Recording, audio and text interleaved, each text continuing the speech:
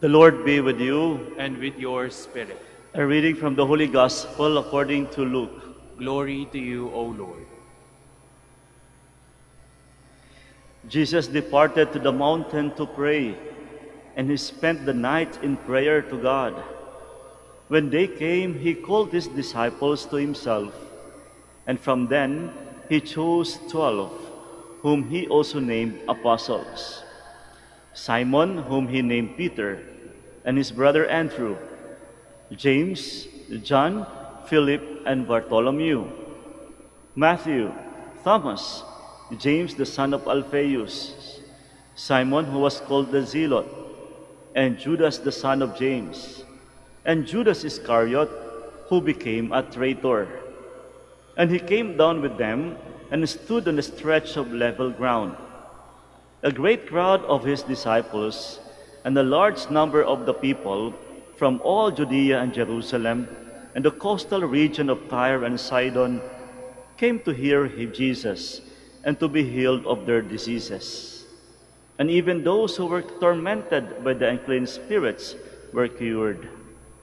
And everyone in the crowd sought to touch Jesus, because power came forth from him and healed them all.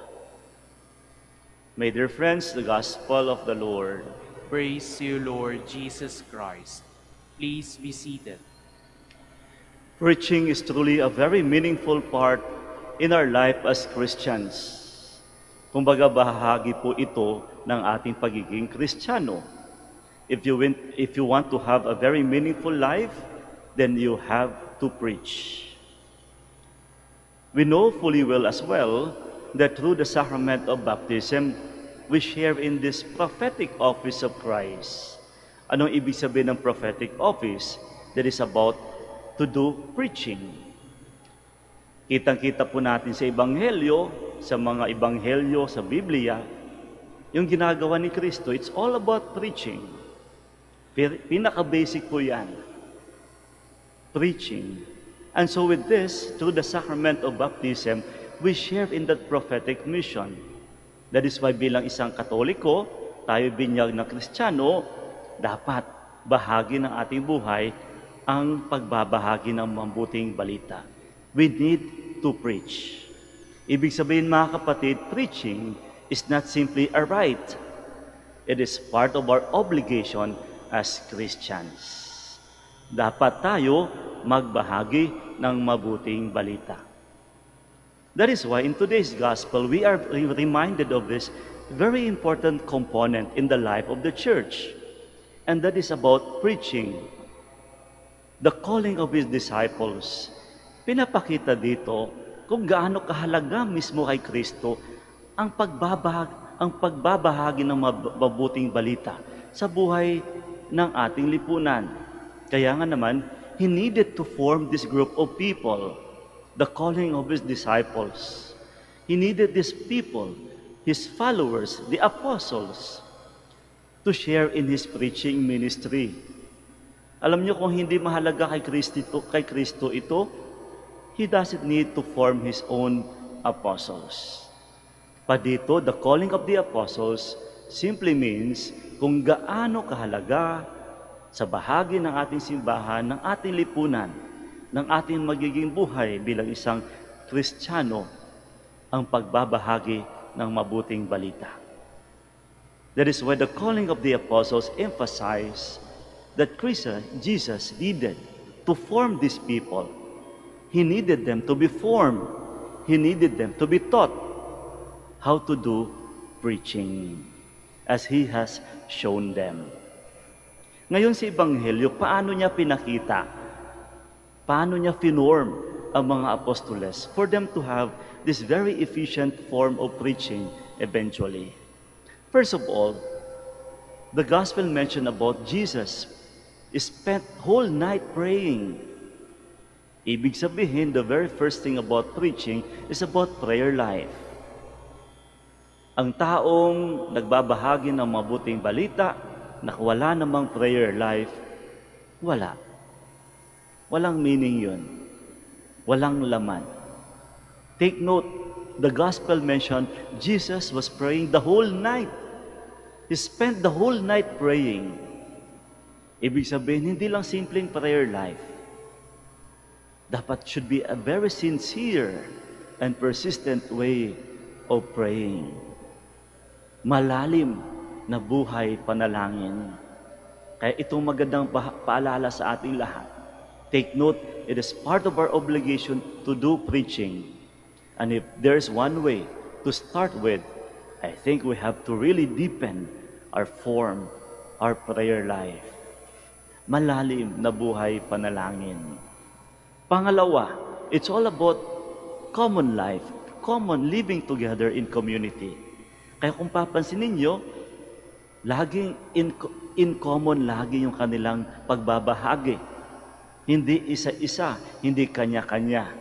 Mismo yung pagtawag ni Kristo nitong dosing ito symbolizes kung gaano kahalaga yung common life, common together, living together, or doing the preaching together. Mahalaga po yun. Ibig sabihin, hindi lang yung pagsasalita, dapat yung preaching mo, kasama doon yung pakikipagkapwa mo. Totoo nga naman, mas maging makahulugan ang iyong sinasabi kapag ito po ay bunga ng iyong pakikipagkapwa. Kahit po dito sa amin, when we do preaching, alam nyo, laking bagay po ng aming mga preaching, ng aming homily, ay galing po sa personal encounters with people around us. At tunay nga naman, mas maging gaganahan kang magbahagi, mas maging makahulugan ang iyong pagbabahagi kung ito mismo ay bunga ng iyong pagkikipagkapwa-tao. Bunga ng iyong pakikiisa, bunga ng pagiging kaisa sa community. And this is very important. The third one is about witnessing. Ito yung nagbibigay ng halaga sa lahat. Witnessing. Kung napapansin nyo sa the end part of the story, people would like to touch Jesus. Witnessing. Ibig sabihin, nakikita na isa sa buhay, nagbibigay buhay. Dito tayo minsan nadadali. Yung ating sinasabi, wala, hindi nakikita sa ating pagsasabuhay. Walang buhay. At kung ang ating mga salita ay walang buhay, paano pa ito magbibigay buhay? Wala. And the witnessing is very important. Na sana ang ating mga sinasabi, ang ating ginagawa, ay tunay nga namang sinasabuhay natin sa pang-araw-araw. That is why preaching ministry is not an easy one. It's very difficult. It's not easy. Akala natin ganun lang kadali. Hindi. Prayer life mismo napakahirap na. Paano ba maging malalim yung buhay panalangin natin? Pakikipagkapwa, it's not that easy at all. Lalo na yung witnessing na tinatawag natin. It's very difficult to fulfill these three components for us to become effective preaching. It's not easy. That is why, as I have emphasized the first part, before we do preaching, we need to pray. In other words, preaching is not simply a form of your human power. When we do preaching, we need God's grace. Kailangan natin ang grasya ng Diyos. Hindi natin magiging mayabang. Maging sino ka man, hindi ibig sabihin porque naabot mo ito, ikaw ay isang engineer na, parang sino ka nang magsalita. Hindi ibig sabihin porque ikaw ay taong simbahan, ganito ka na. No. Pagdating sa preaching, we need God's grace. Kailangan natin ng grasya ng Diyos. Kailangan natin ng grasya ng Diyos sa ating mga sasabihin. Kailangan natin ng grasya ng Diyos sa ating mga gagawin. We need God's grace even in our decision making. Kailangan natin ang Diyos. And that is why we are being reminded by the words of St. Paul in the first reading. But through the sacrament of baptism, we receive Christ. We accepted Christ. And so we are obliged to live in Christ and imitate Christ as well. We are being reminded of the effect when we receive the sacrament of baptism. Binago tayo, binuhay tayo, lininis tayo, pinatawad tayo, nagkaroon tayo ng bagong panimula.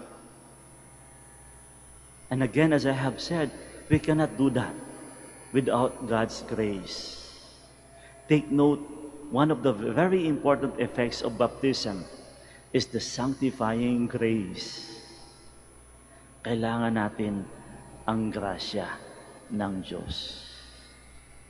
Again, we need to preach. We must preach. It's not easy, but don't forget, sige lang, may konsuelo po yan. At the end of the story, people, everyone in the crowd sought to touch Jesus because power came forth from Him and healed them all. Alam niyo, kung meron mang isang konsuelo sa pagbabahagi ng pagiging Kristiyano, ito yung kapwa-tao. Kapwa-tao. Minsan pagod na pagod ka. Minsan wala na talagang lakas. Sige lang, pero pag makita mo yung kapwa mo, yung uhaw sa pananampalataya, konsuelo yon. Wow! Makita mo yung kapwa mo, bumabalik dito sa Manawag, nagpapasalamat sa Diyos. Ba't po kayo bumalik? Father, dininig po ang aming panalangin. Wow! Kahit pagod na pagod ka, sige lang.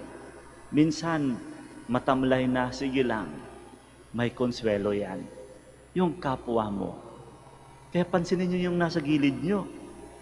Eventually, kahit ikaw mismo, you will turn out to be the blessing, the consolation, the gift in the preaching ministry of our life as Catholics.